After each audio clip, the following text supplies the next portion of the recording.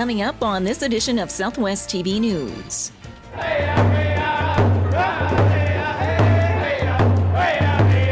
The third annual Truth and Reconciliation event in Swift Current recently filled the gymnasium of the Great Plains College. He always thinks of Shaunavon first, and he's not looking for accolades, doesn't want to be front and center, but he's just, whatever he does seems to benefit this town. SARCAN operates 72 recycling facilities across the province, and dignitaries recently gathered for the grand opening of an updated location in Shaunavon.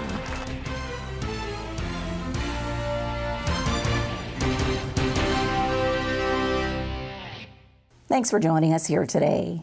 Several hundred people took to the streets of Swift Current for a special Truth and Reconciliation walk. We have more in today's top story.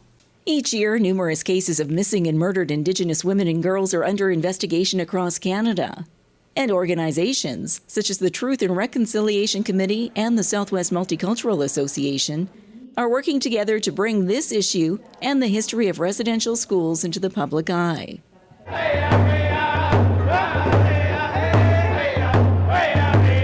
The third annual Truth and Reconciliation event in Swift Current recently filled the gymnasium of the Great Plains College as high school students from the Chinook School Division, provincial dignitaries, and other guests gathered to hear a number of guest speakers, which included First Nations and Métis elders. Sergeant Karen Pelche works with the RCMP provincially and spoke to the crowd about the history of the residential school movement and the growing caseload of missing and murdered Indigenous women and girls, and says public awareness and education is key.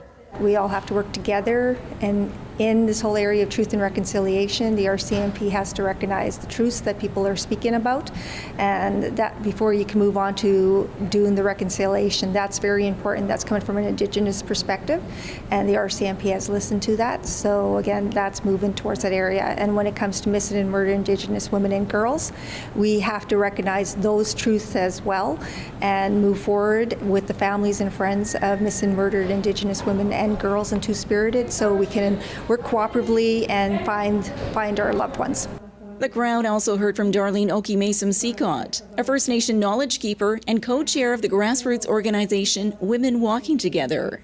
She spoke of how small actions such as learning more about First Nations history, residential schools, and following updates on the national inquiry into murdered and missing Indigenous women and girls is a good starting point for many who want to make a difference in their community. A positive trend for change, which she's experienced over the years. Actual Sisters in Spirit walk for October 4th is been around since about 2006. So that's 13 years. And in Saskatoon, we've been doing it for 12 years. We didn't do it the first year. It started off with about maybe 4 cities, and now there's over 150 cities. It's to commemorate the families and the missing that are part of the missing and murdered Indigenous women and girls crisis in Canada and North America. And as the close to 300 students and other guests of the Swift Current event took to the streets in their own local walk, they dropped off letters of request for calls to action on Indigenous issues at the municipal RCMP detachment and the courthouse. A sign of showing a united front. As Truth and Reconciliation Committee member Boulay Gauche says, although Swift Current in southwest Saskatchewan does not have large populations of Indigenous people, we all need to be aware of our provincial and Canadian history.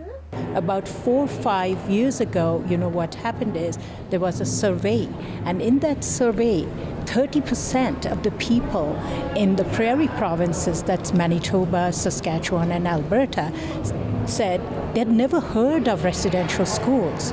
And you know that residential schools played a significant role in the prairie provinces.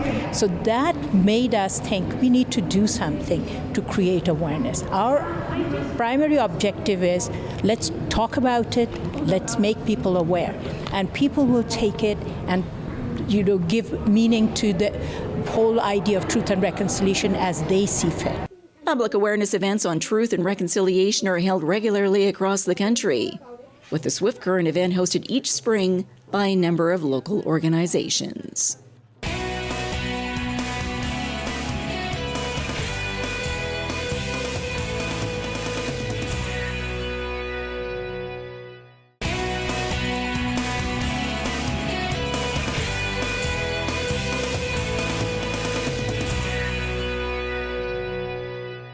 The Shaunavon Chamber of Commerce recently honored its Citizen of the Year. We find out who that is in this report. Volunteers play an integral role in every community, and each year the Shaunavon Chamber of Commerce honors one of its local residents with the Citizen of the Year award. The 2019 gala drew in a full house for an evening of socializing and festivities, paying tribute to Oren Scribner, a longtime resident of Shaunavon. Recognition and greetings were presented throughout the night through the use of humor, gifts, and song. Oren, oh Oren, you're U-G-L-Y. You don't have an alibi. You're ugly. You're ugly.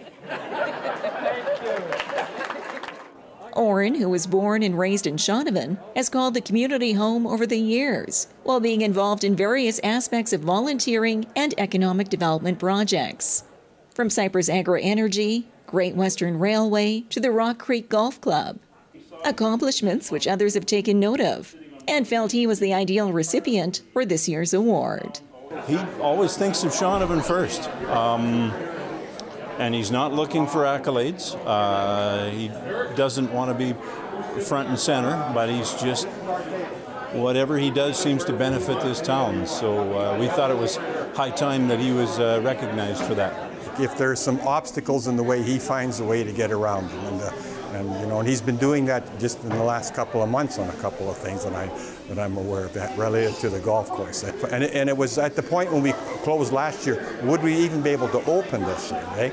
And so Oren took it upon himself to get personal donations, to contact people, and then he started this Chase the Ace thing, which we partnered with the Elks on because we needed their ball and that kind of stuff. And that was all Oren's idea, and it's been going wonderful.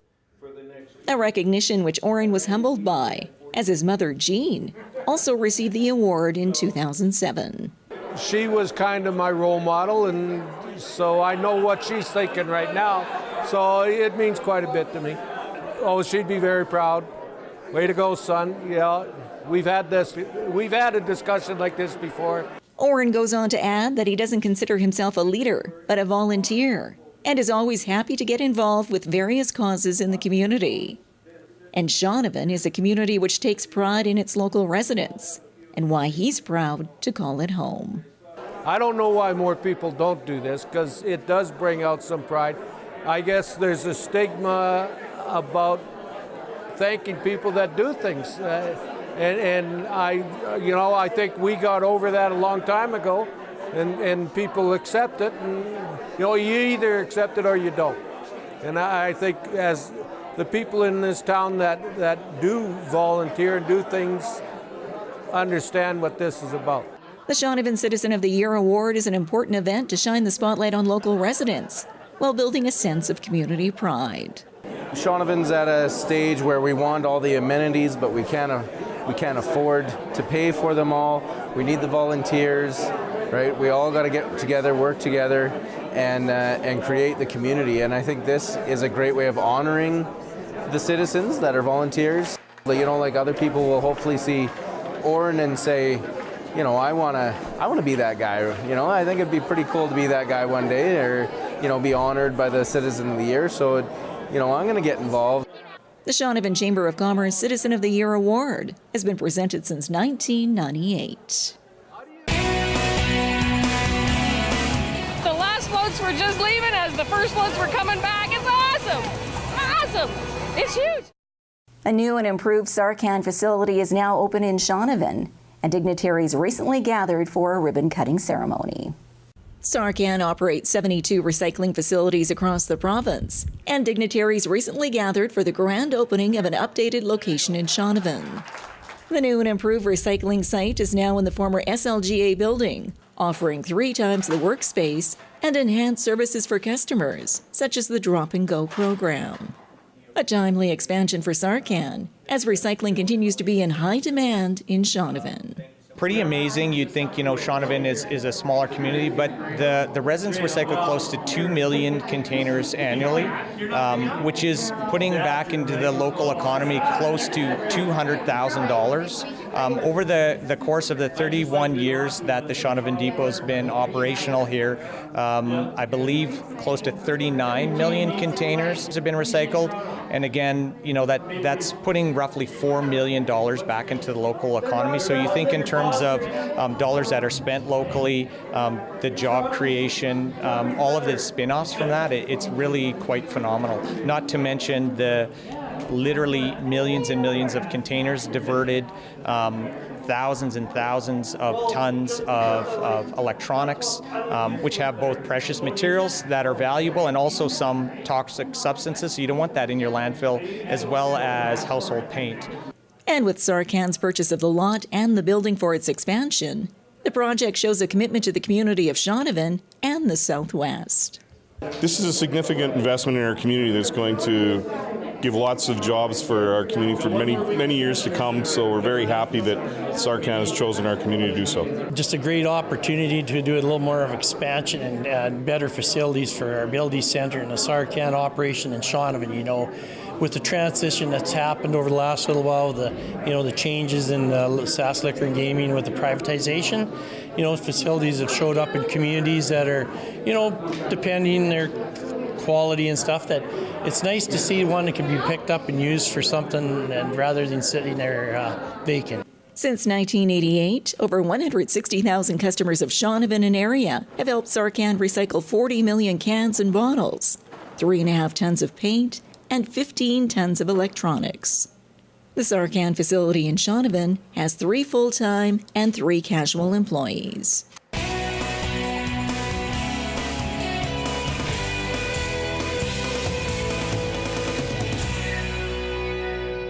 Well, this brings to a close another episode of Southwest TV News, reporting the stories that matter to you. We always welcome your news tips. You can always reach us here by phone at our studio or by email to contact us at southwesttvnews.com. Also, be sure to join us daily online for the latest news from across Southwest Saskatchewan and so much more at southwesttvnews.com. And be sure to follow us on a range of social media. Thanks for joining us here today. I'm Carol Andrews.